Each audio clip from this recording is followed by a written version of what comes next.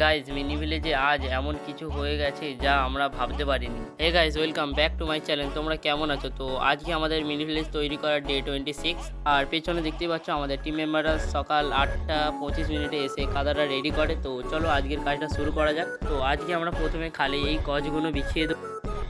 আজ শুক্রবার, তাই জুম্মার নামাজের আগে আমাদের কাজ শেষ করতে হবে। তাই আমরা সবাই খুব দ্রুত কাজ শুরু করে দিচ্ছি। তো খালের ভেতর আমরা গজ বিছিয়ে এটাকে আরও সুন্দর করার চেষ্টা করছি। এরপর আবার কলেজের কাজে ফিরে এসেছি। আগে যে হাফ দেওয়াল ছিল তার ওপর আমরা আরও দেওয়াল তুলতে শুরু করেছি। এছাড়াও আমরা জানলা কেটে দিয়েছি যাতে আমাদের কলেজটা দেখতে আরও সুন্দর লাগে। তো গাইস, এইদিকে দেখতেই পাচ্ছ আমাদের টিম মেম্বাররা অনেকই মেহনত করছে। তো চলো কাজটা দ্রুত এগিয়ে নেওয়া যাক। আর এইদিকে গাইস আমি দেওয়াল তৈরি করে দিচ্ছি, ওরা তাড়াতাড়ি করে দেওয়ালটা বসিয়ে দিচ্ছে। গাইস ওরা দেওয়াল বসাক, তোমরা লাইক অ্যান্ড সাবস্ক্রাইব করো। ইনস্টাগ্রাম থেকে দেখে থাকলে তোমরা ফলো করো।